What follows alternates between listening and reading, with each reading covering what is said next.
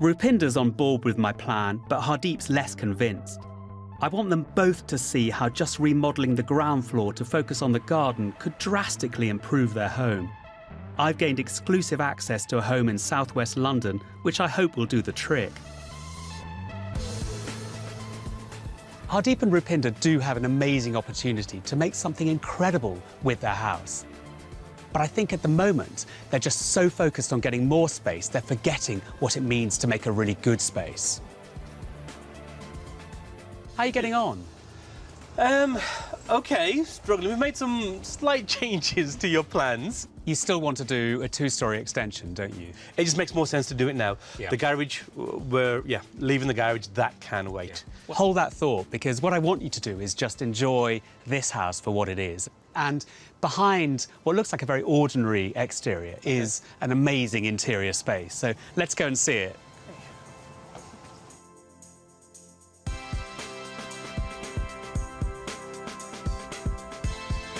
The ground floor of this Victorian terrace house has been radically remodelled by architect Paul McAneary. He's created an extraordinary three-sided extension orientated around a courtyard. Wow. Absolutely beautiful. Sort of beats the UPVC that we're thinking about.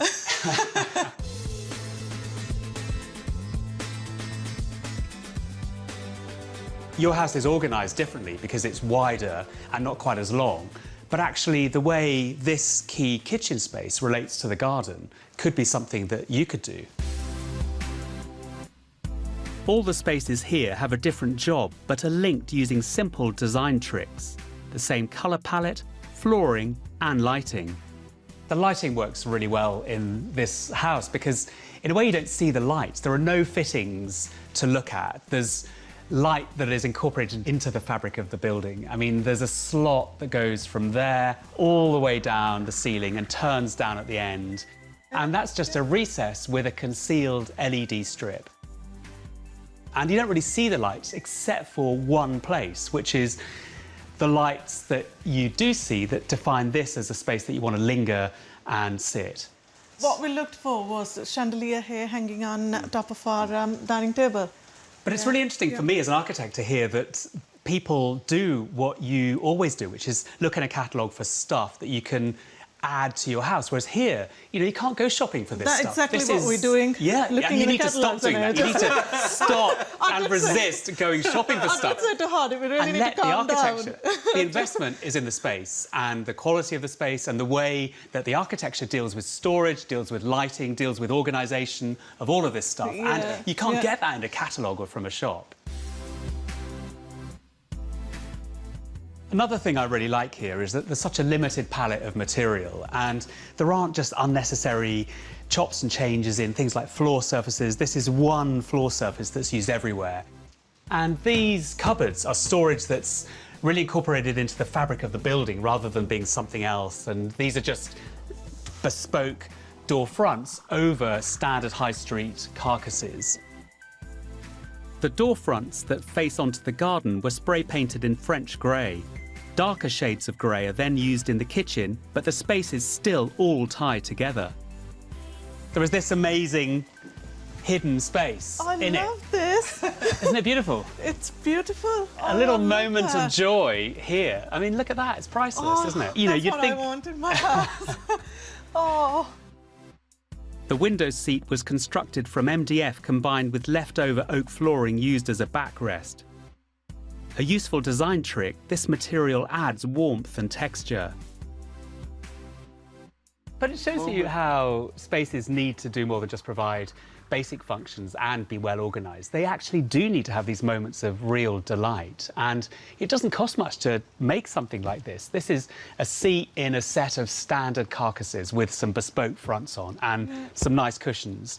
And it's about where it's placed, that's where the architecture is. It's how it places you in this garden. One thing I really want to encourage Hardeep and Rupinder to invest in is glazing. Big glass openings across the whole rear of their new extension will give them this same experience. This glazing system is incredible because there's nothing at the head that blocks your eyes. So if you look into that space there, there's no glazing bar over the top. You just see open space, and even when the window's shut, you see open space.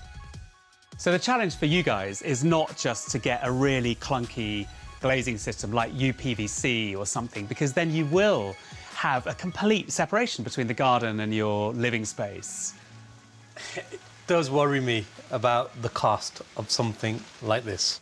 Maybe it doesn't need to open everywhere like this does. You can get expanses of glazing far cheaper than using systems like this. A large fixed pane set into a simple frame costs far less than high-end sliding doors.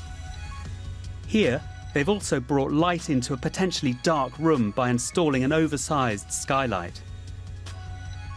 What about the idea of using your garage? What's happened to that for your parents? At the moment, that project's going to be benched. Why? We're going to leave the garage as it is. We believe that it's too small, and we'd rather spend the money on the second floor extension. But this space used to be a garage. Oh, this space used to be the garage.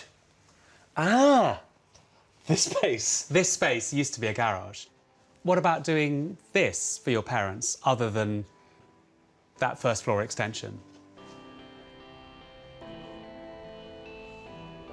That's food for thought. That's food for thought.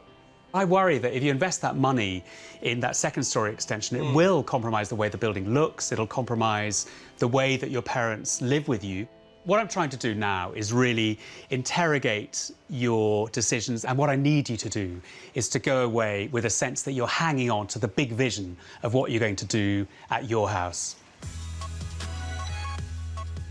But actually, I really do believe they can achieve this quality of space on their budget. Sure, they may not be able to afford this glazing system, but actually just a sensible use of storage and floor finish, all of those sorts of things are achievable to them if they really, really interrogate every decision that they make.